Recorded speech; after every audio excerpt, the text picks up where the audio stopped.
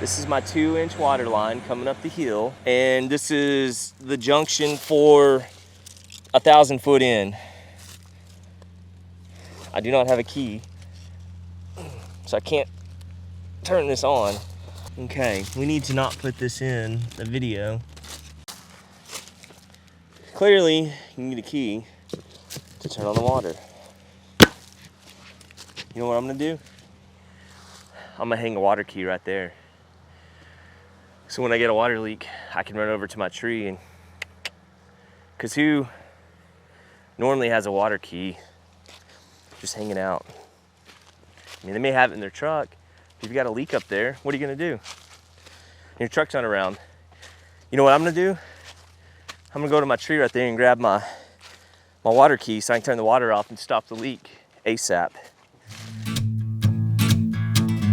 Make me work, make me sweat inside, make me feel like I'm alive. Take this hurt, lady, throw it in my face. Don't let these bones slow you down. Cause I'm coming on strong, the grass should've looked greener. I need a true believer in disguise if I'm loving you wrong. Okay, so we've got the water partially on. We're coming up here to the tiny home community. Look how pretty that is. Oh man. Again, this is all clay.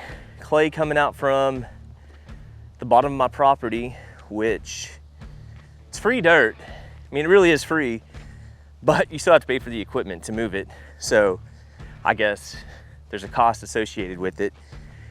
And I've tried just very simply doing the math. It's coming out to about $1 a yard. I mean, a lot of people are paying for 10, 12 bucks to have sand brought in from different companies. But in this situation, because we have it here, about $1 a yard. So we've hauled in a ton of dirt. Again, 2 birds, 1 stone, free dirt. And we're getting a pond dug, which is gonna be really pretty. See all this? It's so pretty. I had them stockpile some of this, so when we started our forms, we'd have some extra dirt, and it came in really handy because we had the tractor and we were stealing some of it and bringing it over here to the pad so we make sure we're level. The goal here was to use a 2x6 on the back. So that's kind of the normal height of a foundation. Whereas in the front, my goal was to try to use a 2x12. I would like to have gone taller, but that would have been difficult. But it's gonna be kind of neat.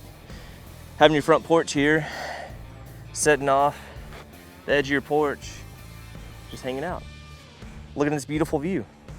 Whereas if there's a 2x6 or 2x8, I'd be much closer to the ground and it wouldn't make for as comfortable as a seat. Of course, I mean, we've got our front porch here, 10 foot by 30 foot.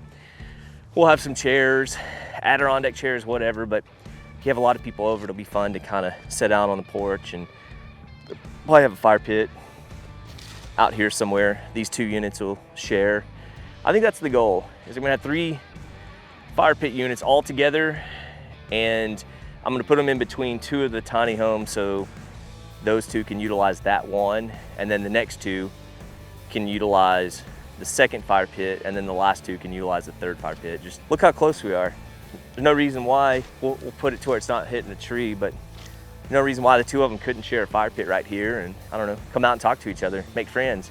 Like, hey man, I'm using your fire pit. I'm like, hey man, I'm using your fire pit. Keep going over this. We've got the 6 units. This is the first unit, second unit. We'll go look at the other 4, but we've got water. Ran up to our units. We may have completely ran out of water.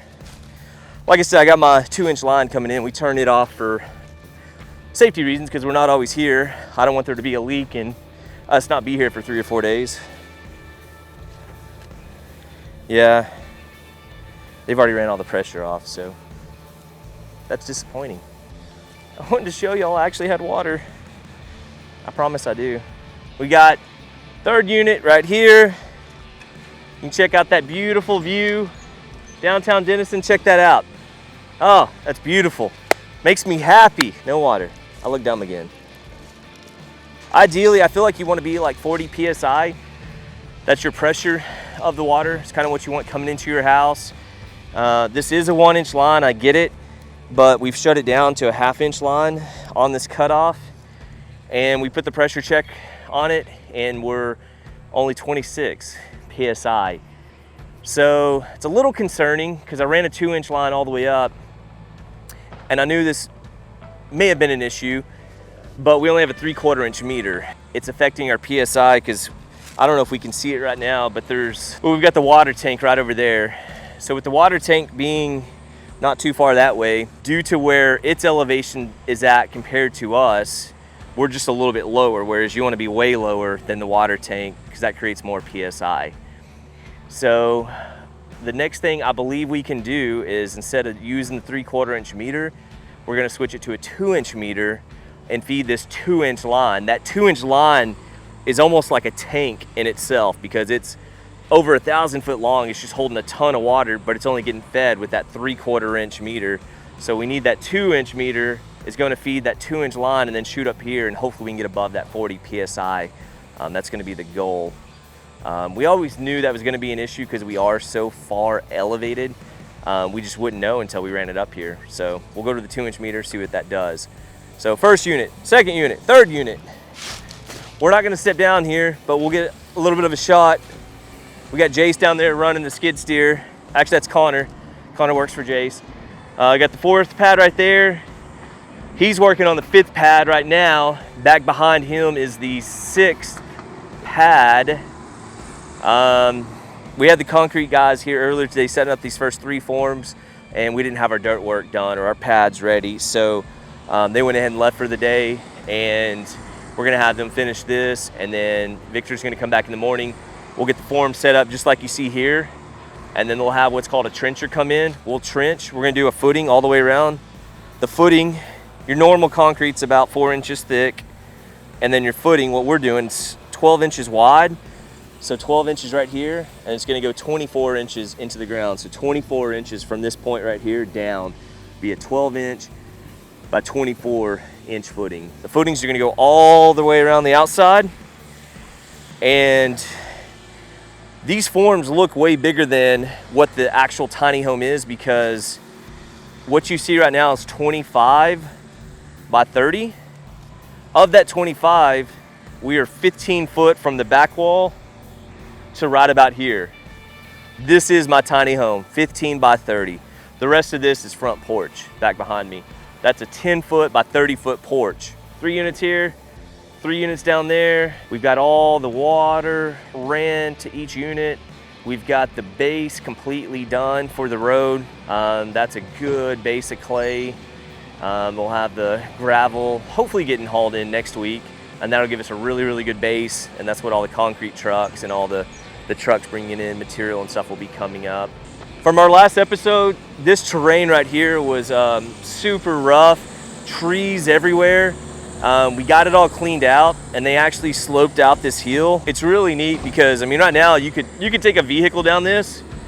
I mean, it's kind of steep, but it's nice and level and sloped out, whereas before it was just, I don't know what was going on. I mean, it was really crazy.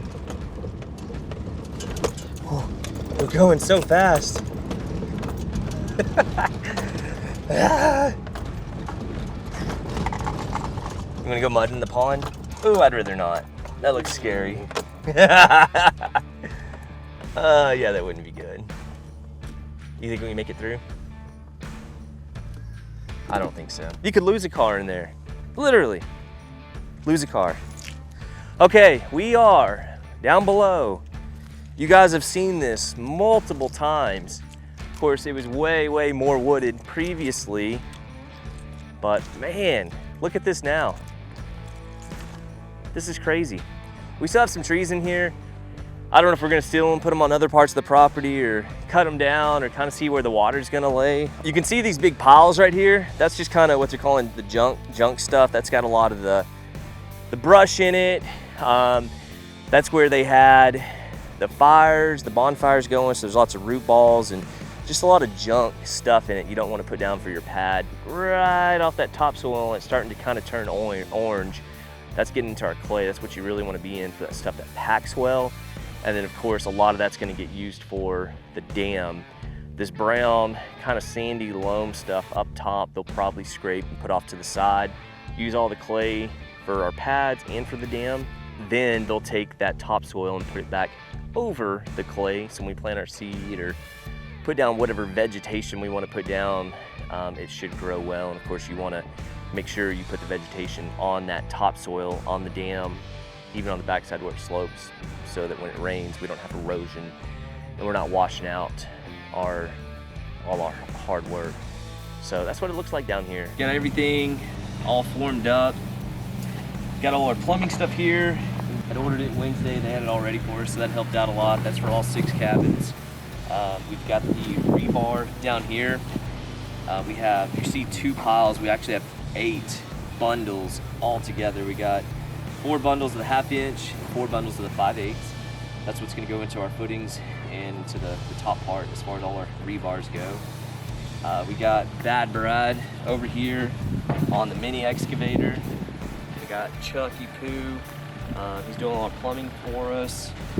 Had the trenching done this morning. The goal will be to get the plumbing done here in the next few days. And once the plumbing's done, we'll have the concrete guys come back, get the rebar in and set up for the pour. So I'd like to have some concrete slabs next week, and the following week get material on site as far as lumber and get our framers out here. So this is episode 4 of the Back 40 with the tiny home community, getting this sucker knocked out. If you guys are liking these videos, please subscribe, hit the like button, and if you have any questions, please leave a comment down below. We'll see you next time. Peace.